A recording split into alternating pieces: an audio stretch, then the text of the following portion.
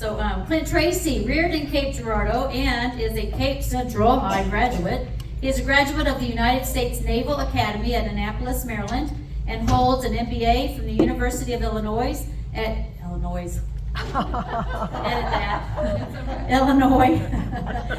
at Champaign-Urbana, and a master's degree in strategic studies from the United States Army War College at Carlisle, Pennsylvania. He served in active duty with the Navy for 7 years and is currently serving as a captain in the Navy Reserve as the commanding officer of Naval Reserve Military Sealift Logistics Command. After leaving active duty, Clint worked in the timber industry before being recalled to active duty to participate in Operation Iraqi Freedom. After returning home, he was elected to the Missouri House of Representatives, where he served one term from 2009 to 2010. After leaving the Missouri House, Clint won the election and is currently serving as Presiding Commissioner of Cape Girardeau County, where he resides with his wife Carrie and sons Theodore and Oliver. So please give a warm WTP welcome to Commissioner Tracy.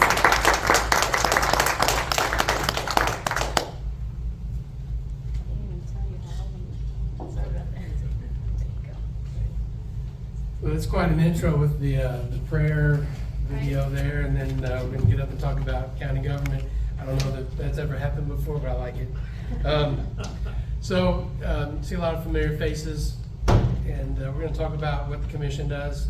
Many of you probably know because I've seen you at our meetings. And as was mentioned, if you're not there on time, maybe don't bother. We go pretty quick. We take care of business and we get out of there. But as far as county government, it's interesting how people view or what they know about county government, local government in general, actually. I find it interesting as I'm out and about, and as Jan said, I've got a couple extra duties that I do on kind of my free time. But when people say, what do you do? And I say I'm a county commissioner, and folks just really, sometimes they struggle with what the county commission does. Or they're just not really sure. So if we've got 3 minutes, I say presiding commissioner's kind of like a mayor of a town, only it's for the county. And that's just spitballing. That's really not accurate either, because running the city and running the county they're different levels of government, right? So in our county, and as across the country, many counties are the same. So we've got 3 commissioners. 2 of them are elected in the same cycle, the associates, and that most places, and in Missouri is no different. We divide the county either in half, north and south, and east and west, and that's how they get the population to elect the associates, and then the presiding is elected countywide. So Cape County is a little unique in the fact that there are almost half of the residents of the county live in Cape Girardeau, so they get a commissioner, Charlie Herbst, and then the rest of the county votes for District 1, who is Paul Kepler sitting in that seat today. So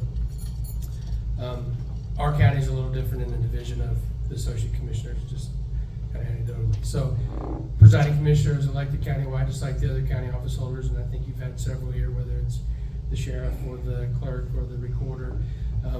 So elected countywide, just like the presiding. There's a common misperception maybe out there that the other county office holders work for the commission. That's not the case. You elect them, you elect them to do a specific job, and they are in charge of doing that job. Where the commission comes in as one of our duties is as the administrative function of the county. We handle the budget and we allocate the funds. So we work with every office holder. We sit down with them once a year. We talk about their upcoming needs to execute their mission, whether it's having an election or recording deeds or doing the assessments or making the collections or doing the coroner's job or whatever it is. We sit down with every office holder. We talk about their needs for the next year, and then we look at the revenue that we expect and we allocate funds accordingly. So they don't work for us, but we're in charge of the purse strings, so there's some accountability there back and forth. The commission, some things that are specifically outlined as our duties, we find our guidance from the state statutes, chapter 49 and 50, and then the state constitution, article 6, which covers local government. So we're kind of the landlords. We're in charge of all the facilities and buildings in the county. We've got about 12 rooftops that we're in charge of the direct maintenance and upkeep for. And we're adding a couple new ones. We've gotten rid of some old ones. And so that's kind of a fluid situation. We're adding on to our jail, so that's big news. I kind of joke we're changing the skyline in Jackson, which has been the same for many years, and we've added a courthouse, and now we're adding on to the jail.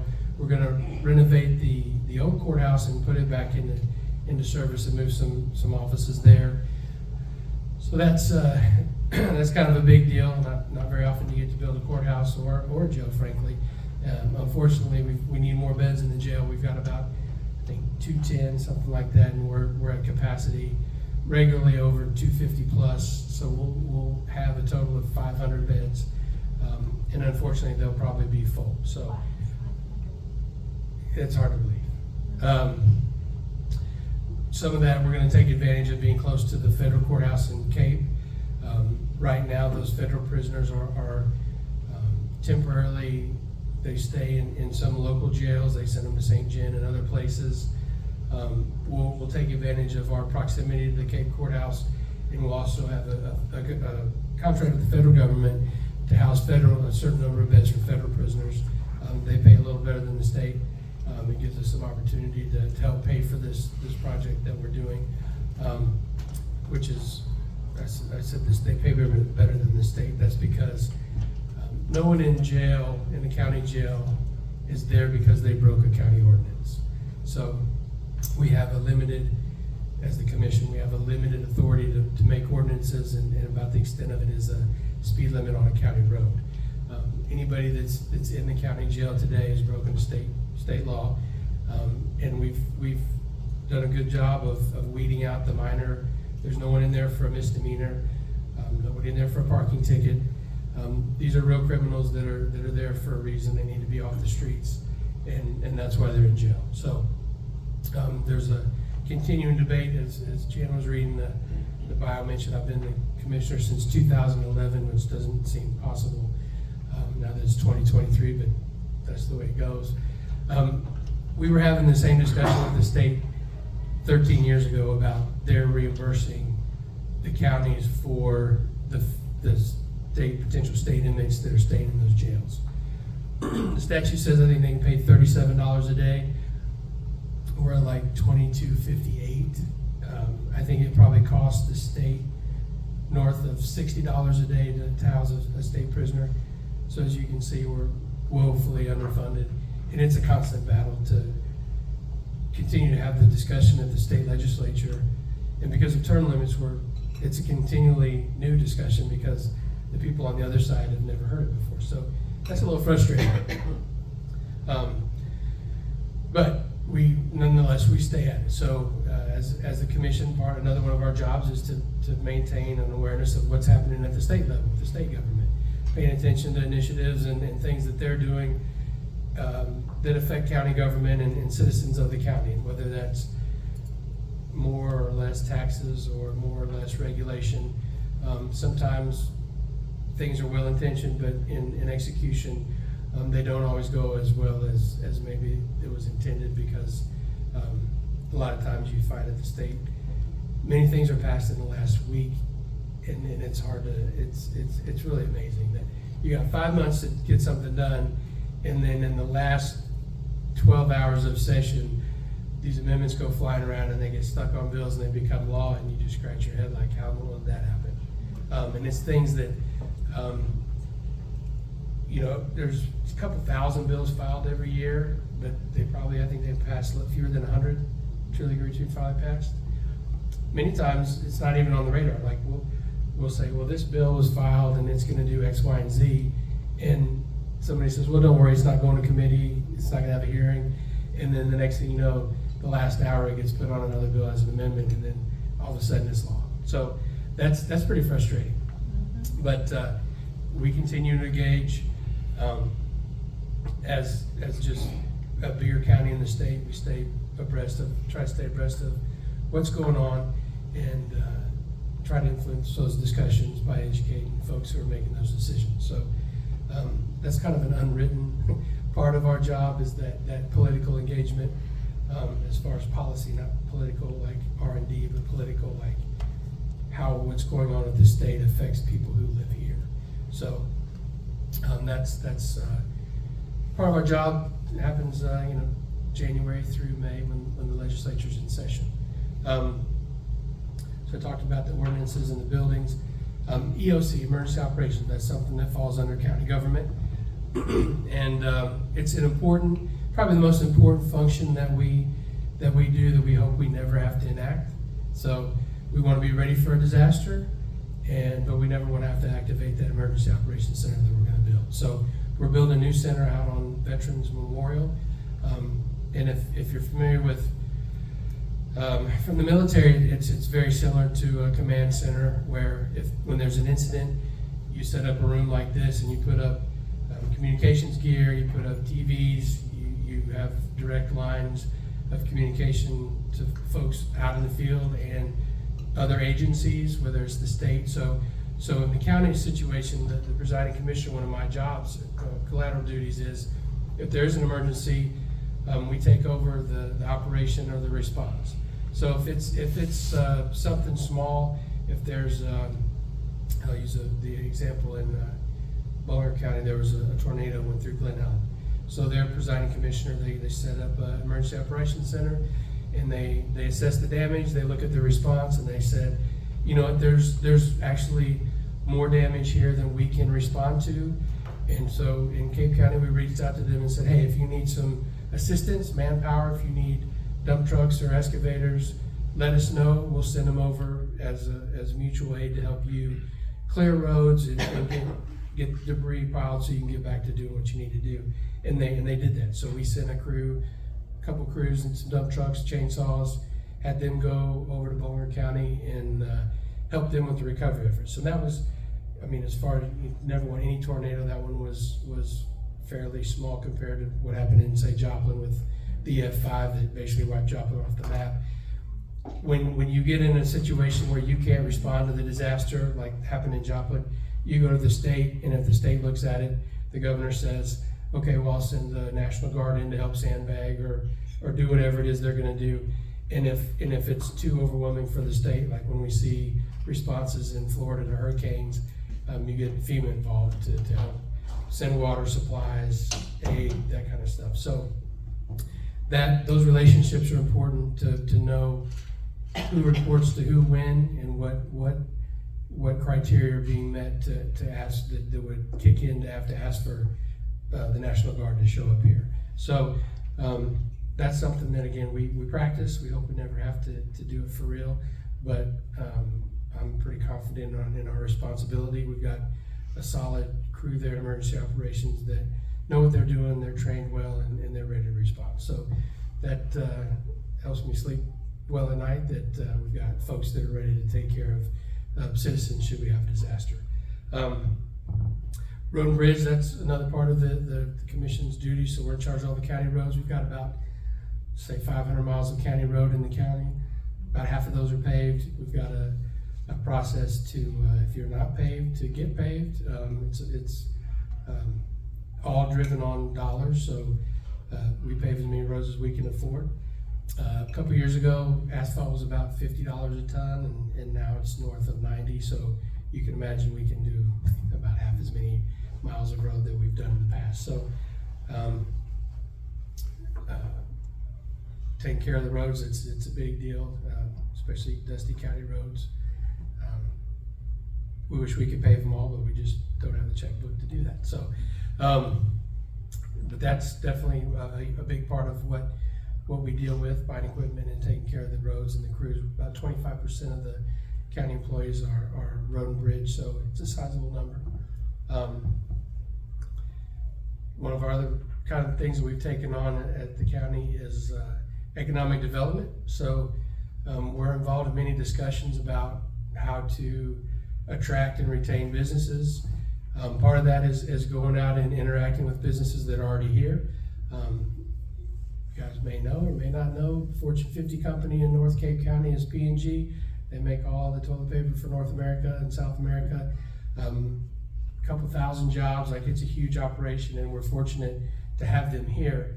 So if it's important to be cognizant of what their needs are as far as hiring and manpower. What I've seen over the past few years, at least being commissioner, is so on the bright side, we have low unemployment, about 2% unemployment, somewhere around there, maybe 3%, which means that everybody that wants a job has one. Unfortunately, there are a lot of jobs that people need filled currently that we just don't have the bodies to fill. You walk in this place, help wanted, right? They're everywhere just because we don't have enough folks living here to fill those jobs.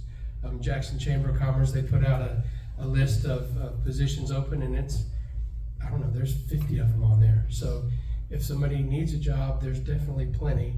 But looking forward, as far as economic development, it's a problem.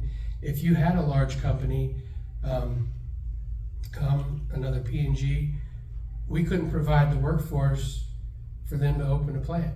So part of the discussion is, so how do we get more people here? How do we do that? And part of it is talking about the educational services that we offer.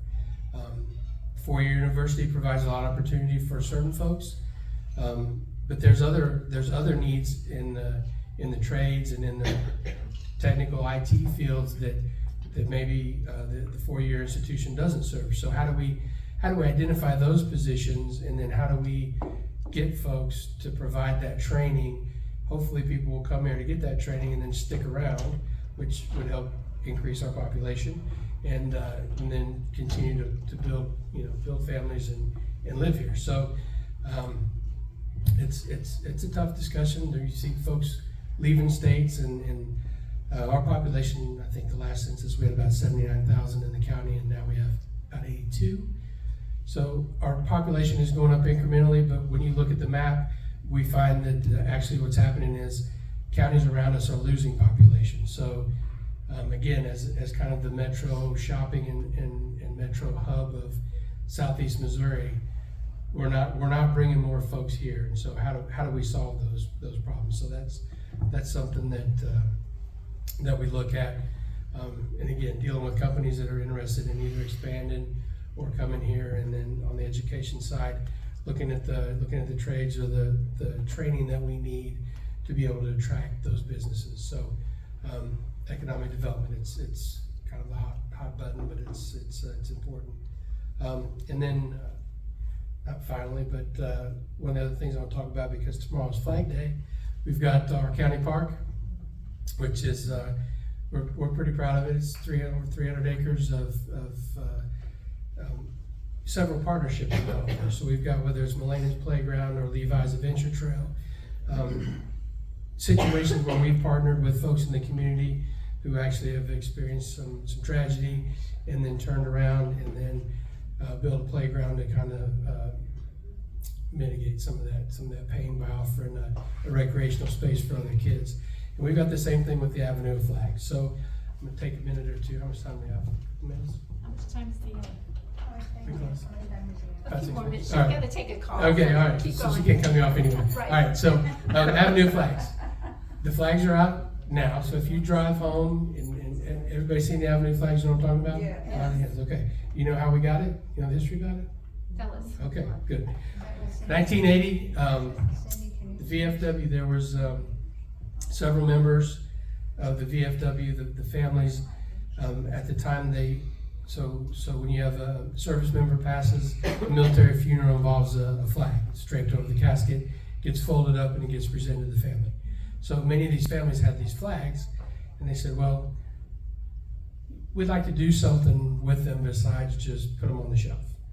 So the VFW commander and the presiding commissioner at the time, Gene Huckstep, they got together and they said, well, you know what? Let's hang them out at the county park. We'll put them on poles, and we'll line the avenue. We'll call it the Avenue of Flags, and we'll get Bill Emerson there to commemorate it, and it'll be a thing. So at the time, many of these flags were from World War II veterans. They were cotton. They had 48 stars on them. It was really an interesting deal, and as you can imagine, those cotton flags don't wear well. So when you put them out, at the time they didn't have lights, so they had to only put them out for the day, and if it was raining, there was a lot of wear and tear on the flags. The program it continued for probably, so it started in 1980. Around the time that I came in office was about 2014 or so. The program had kind of, there was some changeover. You will say that it was neglected, but it was in need of some invigoration. And so the fellow VFW post member was Dave Cantrell. He and I are shipmates. He used to be my boss at one point in the Navy, and he was becoming active with the VFW. And he said, "Hey, we've got about 400 of these flags, and some of them are in pretty rough shape. We want to invigorate this program. We want to do something to highlight it, and we want to bring it back and make it viable again." So we got to talking, and we said, "Well, what if at the county park, instead of just having the avenue, we have we create a Veterans Memorial Plaza, and let's talk about maybe putting a wall." And it made me think of growing up. My grandparents are from Southwest Iowa, so when we go visit them, drove by this quarry, and there's this huge rock out front that I noticed several times during the year would be painted with patriotic themed painting, and so that kind of stuck in my mind. And I thought, well, you know what, I'll call my aunt and see if I can't find out what the deal is with this rock. And I asked her about it, and she said, "Oh yeah, that's Bubba Sorensen. He paints these rocks. He calls them the Freedom Rock, and he's doing them all over Iowa." So I called Bubba, and he says, "Yep, it's a thing. I do the Freedom Rock. We've got 99 counties in Iowa, and I'm painting one in every county." And I said, "Well, we want one in Cape Girardeau County." And he said, "Okay, well, here's what it takes, and here's what you got to do." So I called my buddy Jamie Berger, who at the time was the presiding commissioner of Scott County, worked at Boozy Unison, and I said, we need a rock." And he said, "Well, come on out, because we got a whole quarry full, right?" So we go out and we crawl all over these rocks, and we find one, and I said, "We want this one because it looks like there's a battleship that's steaming out of it. It's kind of pointed in a certain way." So anyway, we got some folks to volunteer to lift it and deliver it to the park and set it. Bubba showed up and painted it, and we had some discussion about what was going to be on it. And if you think of the rock as kind of like a die, there's 6 sides. One of them's not going to count. But I said, we've got a Medal of Honor winner from Cape County. We definitely want to commemorate Wilson, who was in the Army. He was a medic during Korea. We've got the Avenue of Flags, which on 360 days of the year, the flags aren't lining the avenue, but we want to be able to show a picture of what that looks like, so that when you come on an off day, you can say, "Oh, okay, well, this is the Avenue of Flags." And we're still in the process of getting some wayfinding material and getting a placard drawn up to explain it, but pictorially, the Avenue of Flags is painted on the side of the rock. So that was the second thing. I said, this corner here looks like it's a ship. So I said, I think you should paint that as the USS Missouri, Mighty Missouri, which has some significance in history around World War II, among other things. And otherwise, there's a couple sides that will just give you some artistic freedoms. So we painted a flag draped over the top. Has everybody seen it? You know what I'm talking about? No? Yeah, okay. Well, there's a flag on the top, and then he painted a scene from Normandy, which is the crosses that are lined up. Different than Arlington. So Arlington is the rounded headstones. You know it's Normandy because they're crosses and stars. So that's one of the pictures to commemorate World War II veterans. And then on the side that faces 61, he picked out 5 or 6 Missouri veterans that have some unique history that ties back to Missouri. There's the first African-American 4-star generals from Missouri. The Marine with the most combat missions flown is a retired general named Cox. Still living maybe in Virginia Beach, has the most combat missions flown. The first air-to-air shoot down is by a Marine, Missouri Marine tail gunner on a biplane. He's on the rock. So there's several interesting Missouri characters there that he depicted. So we have the rock, then we designed the wall. The wall has the names of all the flags that are represented. And so when we started in 2014, there was about 450, and we're over 800 today. So the flags go out 5 times a year. They go out on Memorial Day, they go out on Flag Day, 4th of July, Patriots Day, or 9/11, and then Veterans Day. We do ceremonies commemorating. So folks that have a VFW eligible veteran in their family, they want to put a flag up. We usually do a memorial, 4th of July, and Veterans Day. Meaningful ceremonies, folks come up, and we usually have probably 100 or so folks there. Rededicate the flag, and then they get their spot, name on the wall, and then spot out on the avenue. So it's all inspiring. If you drive through, it really is fantastic. And hopefully, I mean, even if you don't know the backstory, just driving through and seeing 800 flags is awesome. Yes. But when you realize that each of those is tagged to a Cape County VFW eligible veteran, then that really is something that is special for this community. And it's I'm proud that we come together as a community and celebrate those folks and their sacrifice and commitment and their service to the country. So that's the county park. So we're in the process of expanding the park, putting some sidewalks around the lake. We're going to build a new pavilion at the Avenue of Flags, back kind of where the house used to sit, if you're familiar with the area, but so that we've got a venue there if you want to rent it out for a family reunion, or definitely so we can use it during the dedications, because we need kind of a staging spot. It'll have a bathroom, so we don't have to use the porta potty. That's a little embarrassing. But bathrooms in a pavilion that you can grill out and rent. So, I talked long enough. Yeah, we can take Or whatever. Yeah. So County Park, it's awesome. Go out there on your way home, drive by. Veterans represented there from World War I through the Gulf War or through Iraq. So really 14, that was probably the impetus of kind of revitalizing the program, was that we started to have veterans, coming back from Iraq and Afghanistan, and including them in the program. So how is this funded? Is it So the county's definitely a partner with the VFW. The VFW has fundraisers. They have a golf tournament. You can buy a sponsorship plaque that sits at the base of the wall. So you can see there's several folks that have made donations.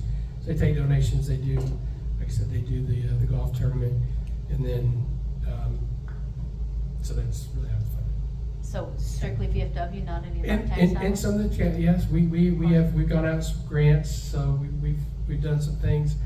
A lot of it is donated, like the rock was donated. They paid for the wall. A lot of our work that we donated was in kind to ready the grounds or to do the pavers. So it's definitely a partnership.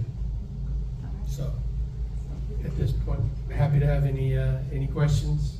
Who puts out all the flags and takes care of it? Great question. So, we're at that point in the program where, it's been the same folks year after year, 5 holidays.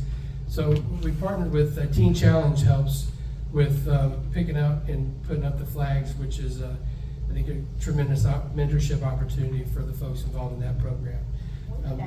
And anyone can come out and volunteer to do it. So on those 5 days, so it's been kind of a progression. At first there were no lights, so we had to put them up and take them down on the same day, because you can't fly a flag etiquette without light.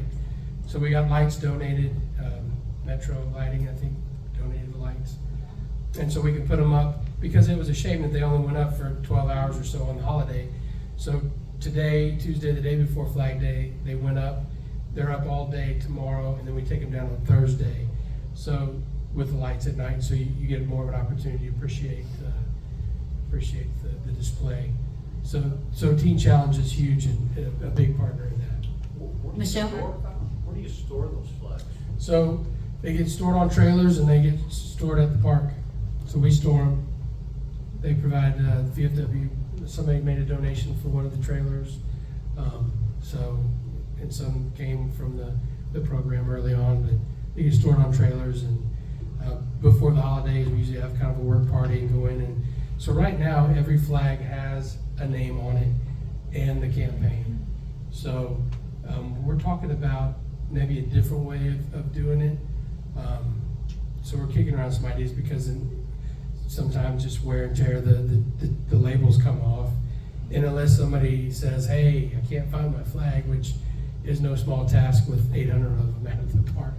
Are they displayed according to the campaign? Section, yeah, we keep them in sections, so yes, World War I, World War II, Korea, Vietnam, and then OEF.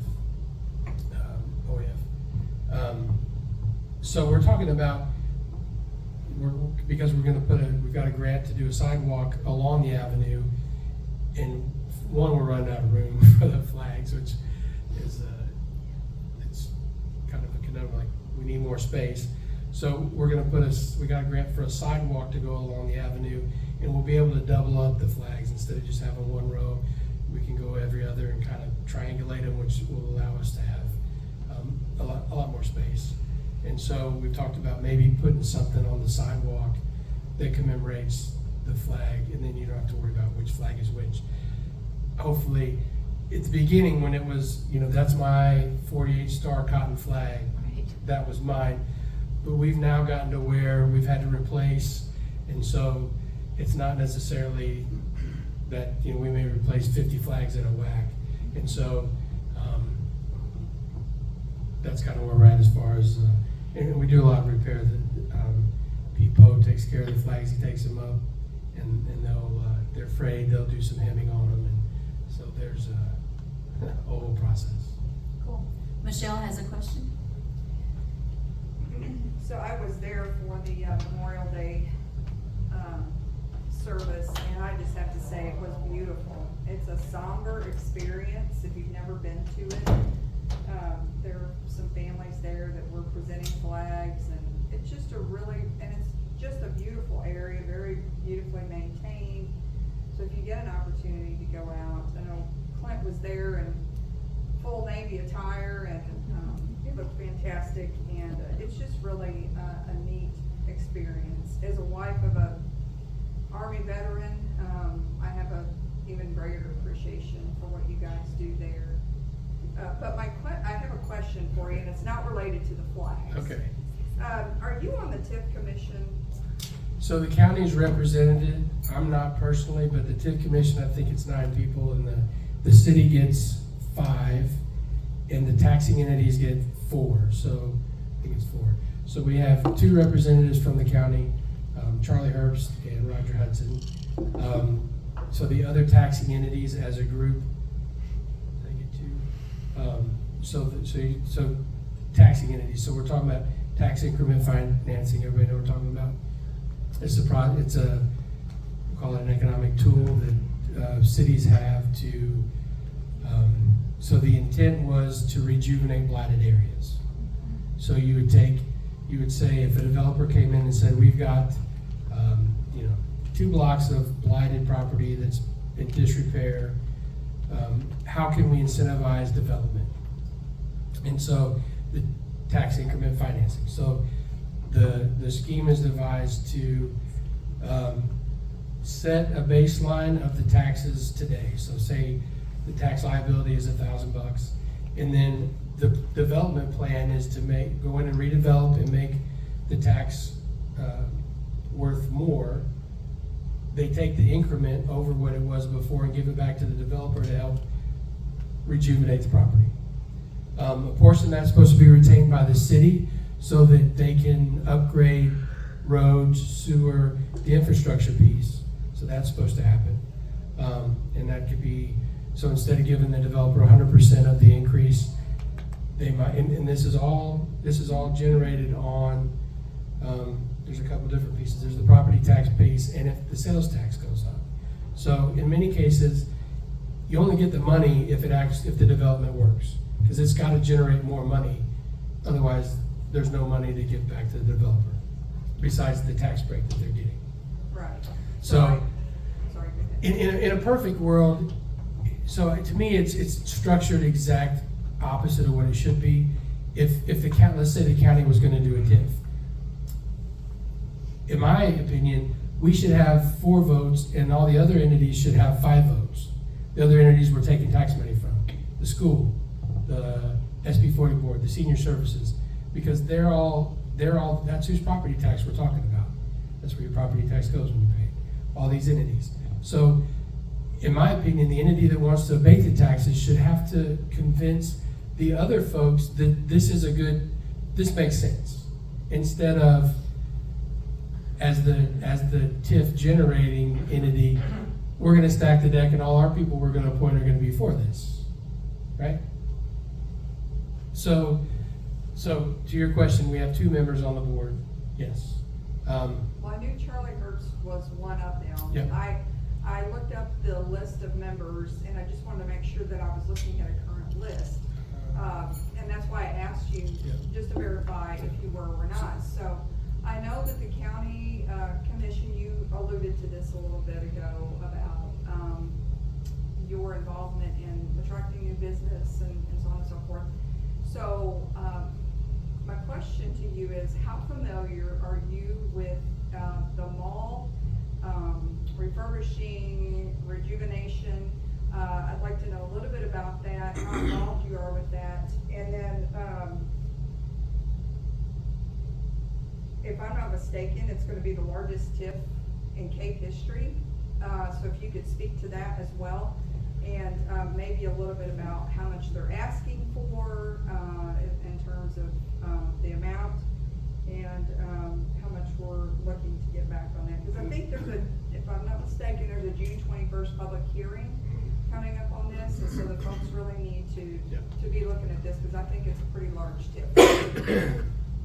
So it is a large tip. So and this is where, sometimes the intent of economic development and the actual execution of economic development can be 2 different things. So this particular issue regarding the mall, it's not just a TIF. So there are limited tools that the county has in, I'll say, our toolbox to do economic development. And there's a handful. TIF would be one where you abate the property tax on a property that's reinvested in and give that back to the developer to incentivize redevelopment. And normally you do a whole district. So, and it's predicated on blight. So blight is one of those things I think you know when you see. When you go to St. Louis and you drive through certain parts and you see block after block after block of abandoned buildings with boarded up windows, and there is no other activity going on. To me, that's what, when I think of blight, that's what I think of. Okay, so the property is supposed to be blighted. That's something that the TIF commission is supposed to say, yes, it's blighted, or no, it's not blighted. Okay, so in this case, it's not just the TIF, because they've actually asked for, I think, a significant number of tools. So TIF, there's a TDD, Transportation Development District, where in a community development district, and those incentives are a little different. Those incentives would be, so any retail that happens in my district, I'm gonna add an additional tax on that transaction, and that money is then earmarked specifically to go into, for the TDD, I think it's for the streets and roads, and the infrastructure for the community improvement district. So we have a couple of those in town, and those are self-imposed sales taxes to go to the upkeep and maintenance of infrastructure. TIF is tax increment financing, and that's all that the TIF commission looks at, is the TIF. There's also another tool out there called a Chapter 100 Industrial Revenue Development Bond. So it's called Chapter 100 because that's the chapter in statute. And it's specifically, and it's pretty specific in its uses, and it has to do with industrial development, whether it's manufacturing, warehousing, production, and there's, the chapter lays it out what you can do. And we've used those tools in the past. So P&G, they did a big expansion. They came to the county and said, we want to do a Chapter 100 tax abatement. And so we negotiated with them and said, all right, so how many jobs are you creating? How much money are you investing? I think one was $20 million several jobs. So that you weigh that and you say, well, this isn't the only place in the country P&G can make toilet paper and diapers. So we look at our area and that's one of our jobs, is to weigh out the pros and cons. Some people may say, hey, why are we doing this? Like, we shouldn't have to incentivize that. So what they ended up getting at the time was 50% tax abatement over 20 years. So not an insignificant amount, but they pay the payment. So in the weeds, the Chapter 100 basically says the county takes ownership of this property. That's how we pay the taxes, because we own the property. And then the company pays what's called a pilot, a payment in lieu of taxes. So that money goes to the school district, the majority of it. So they worked out a payment in lieu of taxes that went to Nahocum. So you go to Nahocum, you got pretty nice facilities. And that is a result of the P&G Chapter 100. So at the mall, so they've asked for that, for the city to do a Chapter 100. They've asked for the TDD, the Transportation District Additional Tax, and the SID and the TIF. So when you take all of those tools together, I mean, I was told it's around $50 million on a $100 million investment. So round numbers, I mean, it might be 10% one way or the other, but that's really the magnitude of what they're discussing. And so is there any feedback about what's actually gonna be coming into the mall that's gonna attract, people to come once again and for us to be able to see some good coming out of this money going into it, or, So, yeah, so again, if the whole plan is predicated on revitalizing the area, because if you're basing the revenue, if you're getting the revenue on the increase of the sales and the sales tax, if you don't generate the sales, you don't get any of the money. Right. So as far as the detail, like, I haven't seen the business plan. I don't know if anybody's seen the actual, we're talking to company X, Y, and Z, and we're gonna get a In-N-Out burger or whatever. Like, I don't know that level of business plan has been communicated. I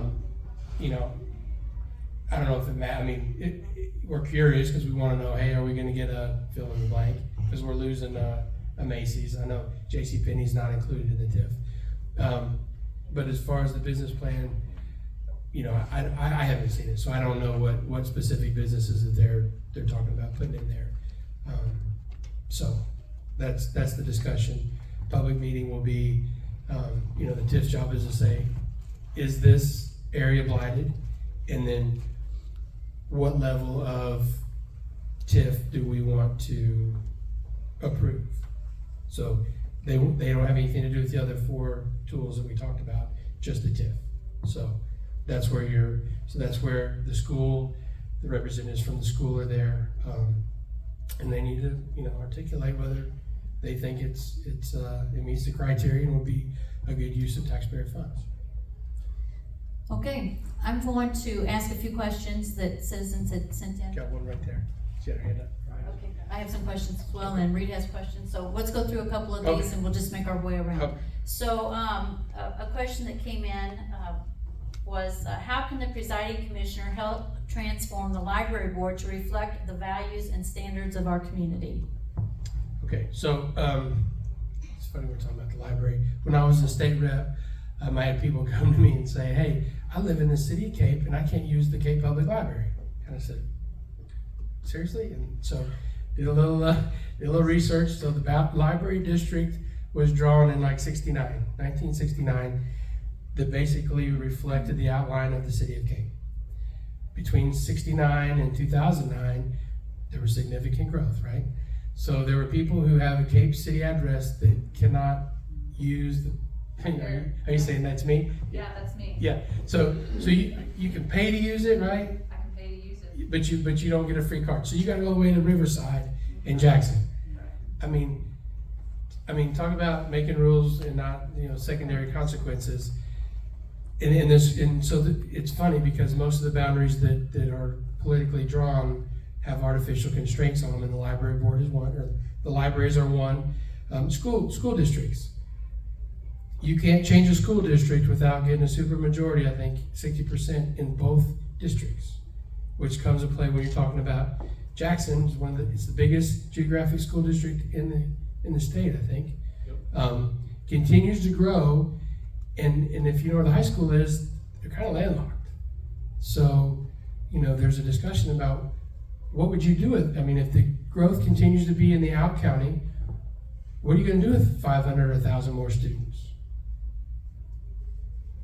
At some point, you got to talk about another school district, but without taking the vote, it's not going to happen.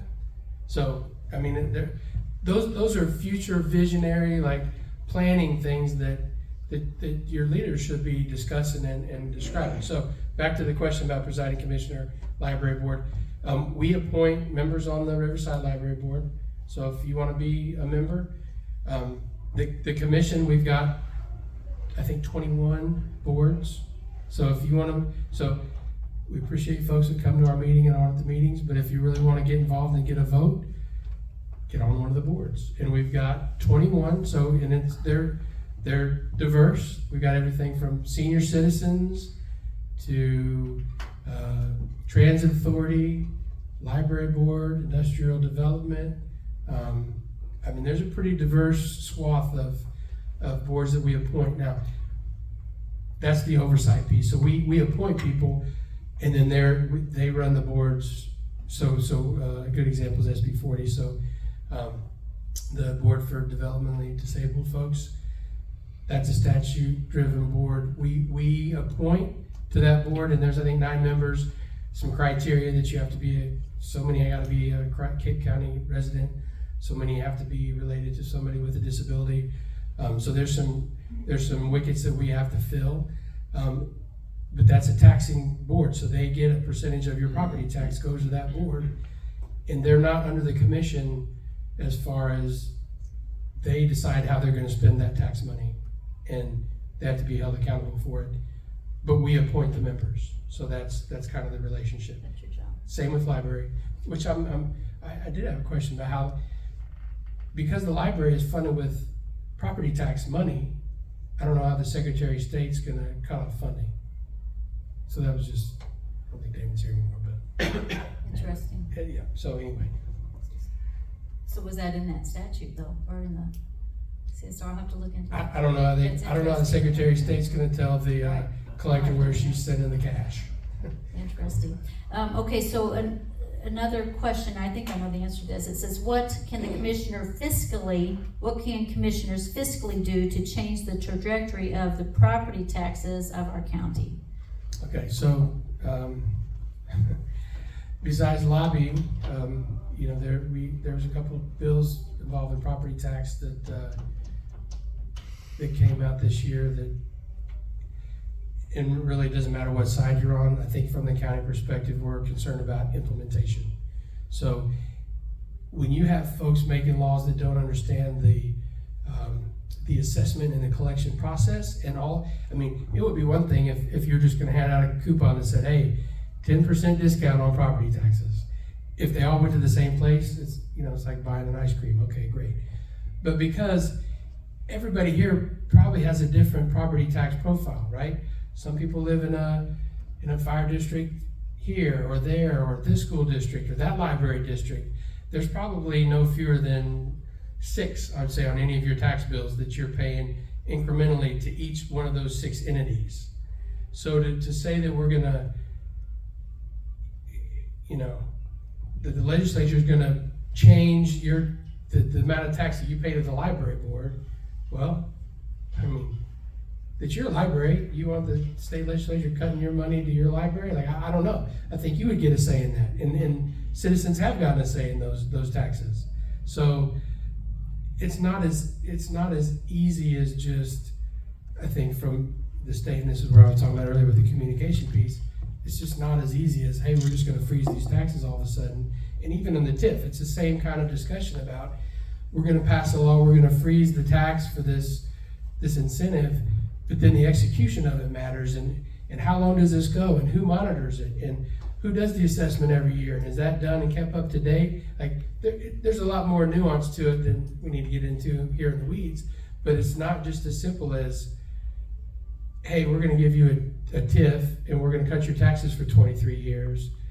Somebody's gotta be charged with maintaining the yearly accounting of that. And many times we find that it's easy to pass the law without the oversight and supervision that needs to go with it. And that piece is often ignored. So the answer is, you really cannot change it because it's legislation. Well, so for all of our individual property taxes in the county, that's the assessor. So, and I don't like it either. Like, nobody likes to pay more taxes, right? But he's got a job, or she, and that's to look at your real estate or real property and say it has some value, and that we're going to tax you based on that value. And like I said, I don't like it. When you look at it, though, we have some of the lowest property taxes in the country for what it's worth. Cape County? Or the- Missouri in general, but yes, Cape County. So when you go to other places and your assessed valuation, if your house is worth $250,000, the county government says the house is worth $250,000, and we're going to assess you based on $250,000. In this county, I think if you look at your property tax bill and you see what the county appraisal value is, I don't know that anybody here would sell their property for the amount on that tax bill. So we're starting from a discounted value already for what it's worth. Okay. Next question. County does not have planning and zoning, just No. the cities do, That's Jackson and right. Cape. So is there any talk about planning and zoning in the county? Not that I've heard. Good. Well, We don't want it in the county. it's double-edged, and again, that's, I think the last time it came up for a vote was Gerald Jones was a commissioner, maybe it lost 60-40. We get a lot of calls about, hey, somebody's doing something and it's this, that, or the other. They shouldn't be able to do that. And That's where the moral aspect comes in that I spoke about. Okay, and Rita, and then I think, then Tier, and then Connie, yes. Okay, just really fast, this isn't anything specific to you necessarily, but to our public servants in Cape County, Jackson, and Cape City. You know, we hear you all wanting to draw people to our area to settle and to raise their families. Well, Yes. I mean, it's a question for the community, right? Right, Maybe, right. But, maybe. I mean, but I'm just setting that up. oh, okay, sorry. All right. You know, we heard Stacy Kinder talk about that, and, Yeah. and you mentioned it, and so, you know, so what I would say is, though, I think our public servants need to get a vision as to what kind of community at large do we want to be. And so what I'm saying here is, as I'm sitting here tonight, I see two different ends of the continuum. We've got the flags flying, and I'm all about that. I put that on Instagram and, you know, all social media because I'm very proud of that. That is an aspect that I think we can capitalize on as our community. But then we have the pride stuff and the crap pornography, actually, that was in the library still somewhat.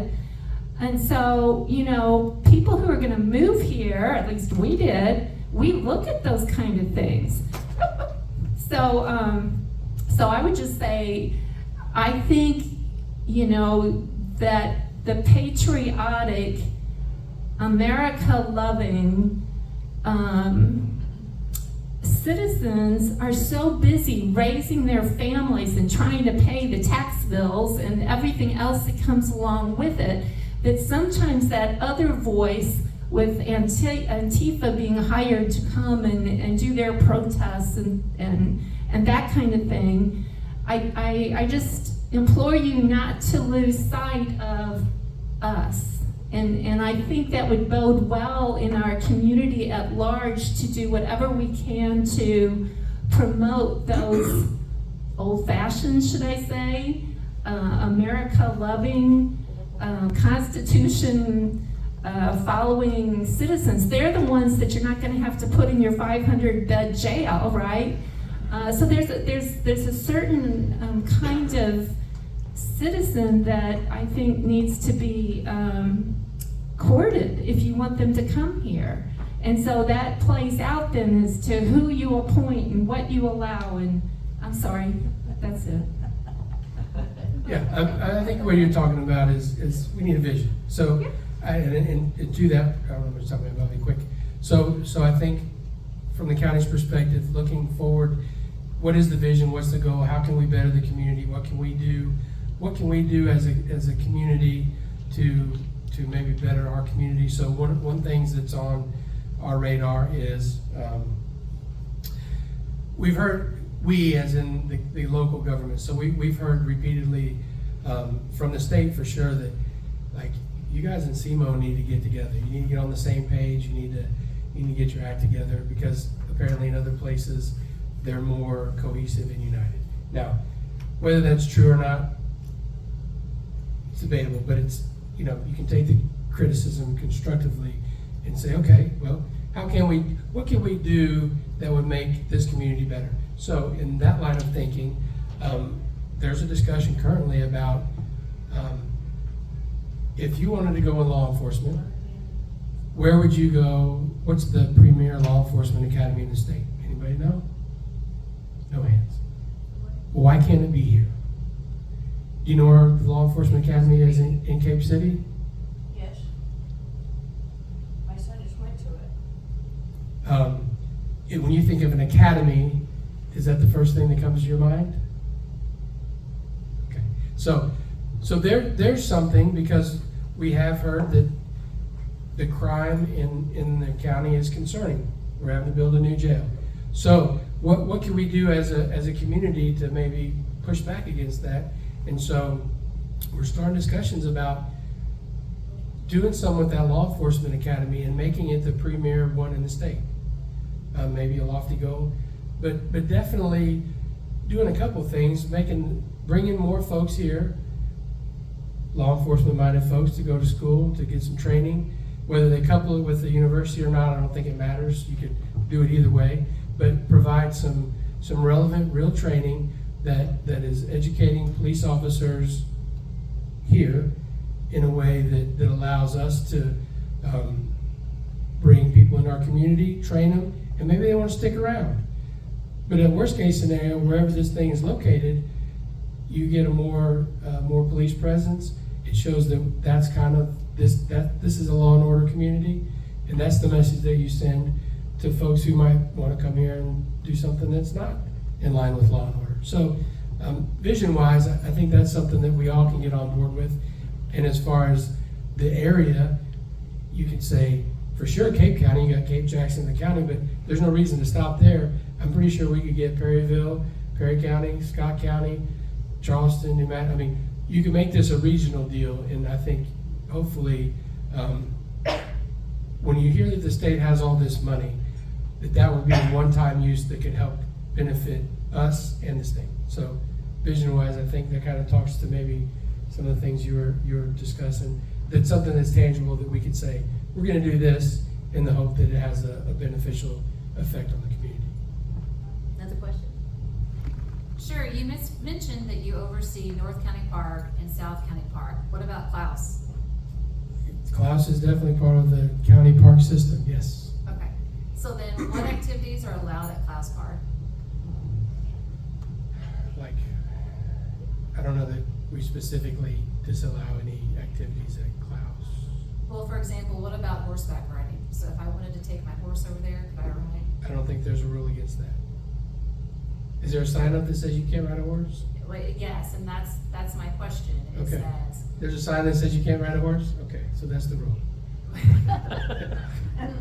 well, that's my question. There is Okay. confusion on, can you ride a horse or can you not ride a horse at Klaus? And I know when I go for a walk or take my kids out to North County Park, it is clearly labeled what is allowed and what is not allowed. Is there any way to get that kind of signage at Klaus of what is allowed and what is not allowed? Yes. Is that yes? Yes. Yeah, that's easy. That's an easy one. Yeah. Okay. So we'll look at you said there's a list there now, or there's nothing? It looks like at one time there was something, but like many things at Klaus, it is wore down and tired and old. Okay, all right, so hey, we can take a look at that. Okay, what about the bathrooms at Klaus? They need upgrading. Yes, they do. We finally got doors, that was very exciting. Appreciate it, thank you. Yeah. Okay. So bathrooms, is there a long range? Um, Sure you're upgrading So, those? there's, so there was discussion about renovating the bathrooms, putting in a little playground. It required, so we've had some PR issues, communication issues, with the regular users of the park. So we did have kind of a plan we were trying to implement and get some information. It got sideways, and frankly, it wasn't worth the discussion to push the issue. I mean, to redo it. So we talked about if you wanted to make Klaus more user friendly, yeah, put in a new bathroom, maybe put a little playground in. We'd have to do some clearing, and that was part of the issue was removing the trees. So, it's like, pick your battles, right? So, Do you have kind of a plan for Klaus? so there could be, and we've got a park advisory board, so if you wanna be on that to help I make did. some suggestions, I did. like, Yeah, I know, I did, I applied, Okay. and I got the you suck letter if you don't have the right requirements. And when I went to your website, there's no requirements? requirements there, yeah. Okay. So you have an application in? Yes, Okay. I do. Okay. Well, Yeah. Don't feel bad, I've applied for 5 boards in the city and I still. Oh, no, I don't feel bad. Topic, Like I so. said, it said that I did not meet the requirements, okay? So then when I went to your website to look It at your didn't requirements. say articulate what those were? There's no, All right, it's well, just turn in an application. Send me so. an email, Okay. we can look at it. Yep, I will do, thank you. Righty, Connie. Okay, so back to like the law enforcement and all that sort of thing and safety and all. I just wanna put the bug in your ear with the TIF money and the mall reconstruction. Don't know if there's any way to see if, Kate can hammer down on all the shootings that happen that nobody hears about unless you know where to go to find all these shootings that happen. Also, all the stealing that happened at the mall, like at Macy's and Bath and Body, they can walk out with armfuls of clothing. As long as it's under $1,000, the employees cannot do a thing about it. So I don't, and that's the act like that was Macy's, that was their rules, like Bath and Body's rules. So I hope there's a way to look at Lululemon. That was on Fox News. The Lululemon owner, one of the employees, ran out in the parking lot after somebody because they stole from him. And instead of rewarding that employee, they fired him. So it's like when Cassie worked at Macy's, she knew they were stealing stuff. She couldn't say anything to them, couldn't ask for a receipt or nothing because that was against store policy. So is it possible when you guys are looking at TIF and stores to bring in that you're like looking at policy so that we don't encourage stealing? If you get one, like, we don't want to, you know what I mean? It's like, so I don't know if that's part of it or not, but I just want that bug in your ear. Yeah. Well, so the county's not, the developers are in charge of recruitment of businesses, so that's not, I don't know that the city gets to say, well, we'll do this if you invite store A, B, and C, but not store D, E, and F. So I don't know, I don't know if that's part of I don't think that's part of the agreement. It's a fair question though. The point is, we want to invite good retailers who will enforce the laws and hear the laws, and these are the kind of partners that we'd like to see. Well, the success of that is going to be the use of that, and if, in St. Louis, the Galleria is almost a ghost place because of crime. And so if you want to increase sales, I'm not going down there if there are people For committing sure. crimes. So, No, neither is anyone else. I think the basic question is, Clint, what are you gonna do about law and order? well, so from the county's perspective, like, we got the sheriff in the jail, and specifically, like, she's the keeper of the peace, keeper of the jail, keeper of the courts. So from the city police don't report to us. The sheriff doesn't work for the commission. Like, she's her own entity. But I mean, this county supports law enforcement at the county level for sure.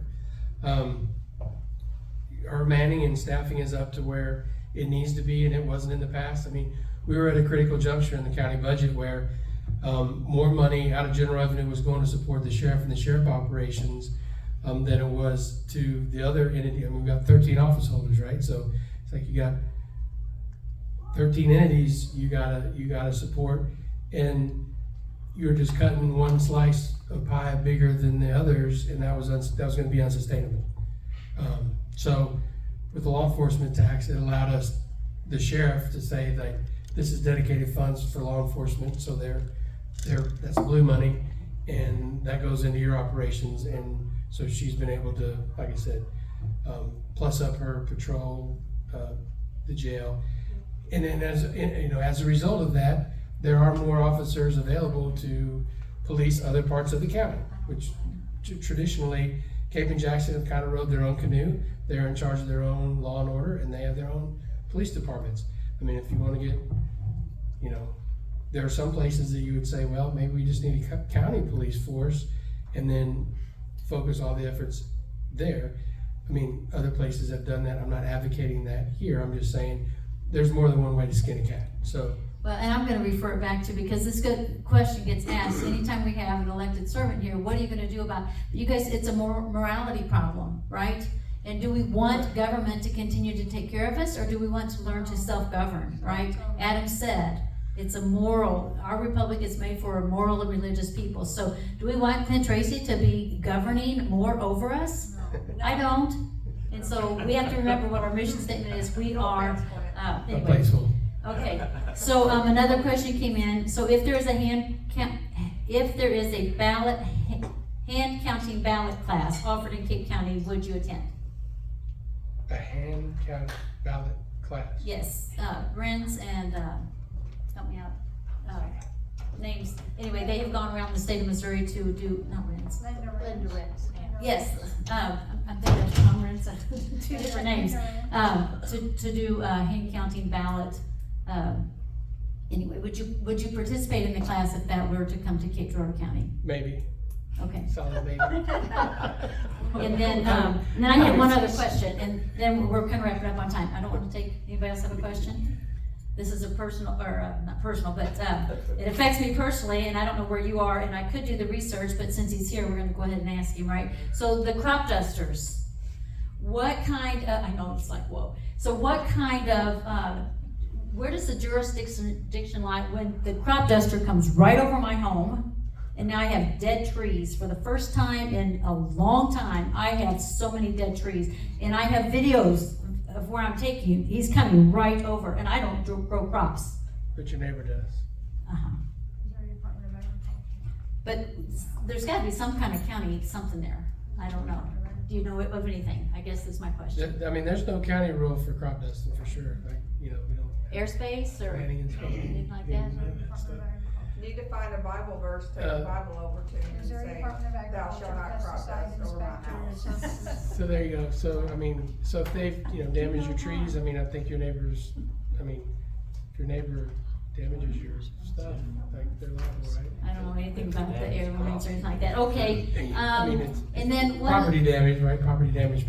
You have to prove that that it the matters. Yeah, and then you'd have to, I was kind of more curious about any legislation or any statutes on the books about airspace, I guess. Not for the county enforcement. I did call one time about the drone that flew over my house. That wasn't you. Just think of all the firewood you're gonna have. Okay, do you want to speak anything about the new guy you hired to replace Mark Winkler? And then we're going to wrap it up. Sam Herndon.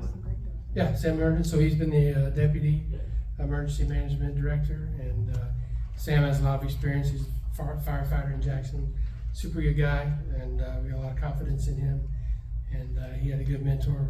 Winkler was a superstar in the emergency operations world. He worked for the state. He a lot of connections. And he's retired, but he's not going far. He lives in Perry County, so if we need to get a hold of him, I'm sure he would respond. So, but we're in good hands with Sam. Alrighty, well, it is that time of the evening, and so drum roll, and we will have Commissioner Tracy draw the winning ticket.